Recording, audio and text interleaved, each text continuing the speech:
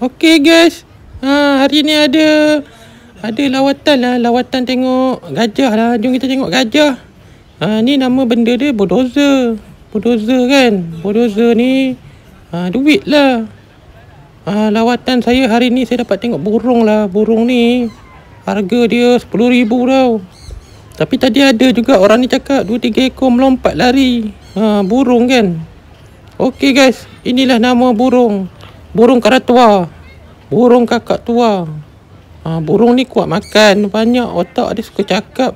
Cakap tak berhenti. Kalau you all bela pun dia sakit juga. Memang celaka lah. Kimak semua dah. Ini semua pameran lah. Pameran saya pun tak tahu. Saya pun tak beli.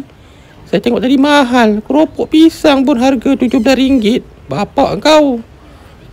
Ni lah nama meniaga nak kaya. Tak kaya-kaya, babi lah. Okey guys, jom kita pergi tengok gajah. Nanti saya tunjuk gambar gajah. Ni gajah. Nama dia gajah. Ni gajah betina ni. Kalau gajah jantan lagi besar. Dia stres dah tu. Sekarang ni pukul 6. Orang ramai. Nak masuk dalam pun kena bayar, ambil tiket. Kalau dekat negara Amerika, dia orang bawa pameran babi. Dekat sini gajah, harimau. Harimau dah tak ada tau. Harimau tak ada, tapi tak ada. Celaka lah orang kita ni. Semua bela, semua mati.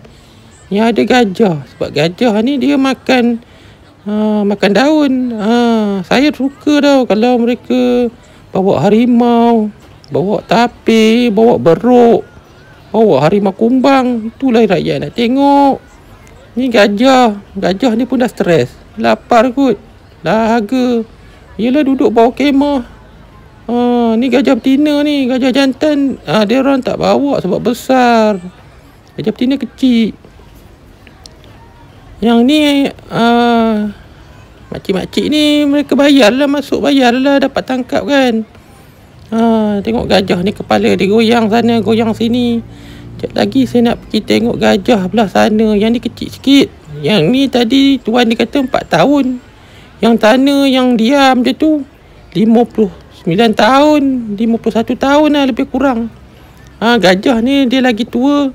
Dia kerepot lah. Okey guys. Itu burung. Burung terlepas. Menepik engkau.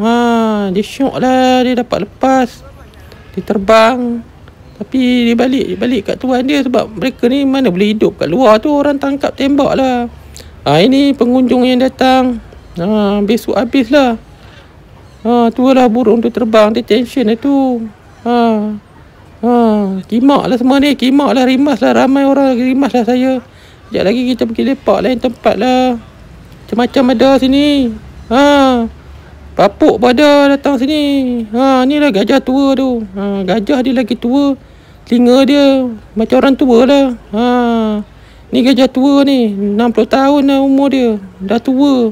Tua dia lagi pada saya punya kucing. Dia lahir tahun 70. Ni ada konsert lah. Konsert apa ni dah. Lagu tak sedap. Malas nak dengar. Saya kalau tengok konsert-konsert ni, saya malas lah. Sebab saya tahu lagu dia tak sedap. Lagu dia semua lagu stres. Lagu cinta. Sebab perempuan. Tak ada lagu lain. Buatlah lagu sebab traktor ke, kapal terbang ke, pergi bulan ke. Ini lagu peras betina, makwa lari. Itulah otak orang kita. Bingai kan. Apa pun jom kita tengok traktor. Ni traktor kecil ni. Belanda punya mate ni. Masa saya nak balik kena jalan kaki. Pergi mana-mana parking tak ada. Celaka lah.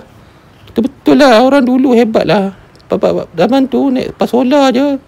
Tak payah naik kereta. Bodoh kan. Kena maki je hari ni. Tengok kereta banyak. Bahaya. Okay guys. Jumpa lagi. Bye.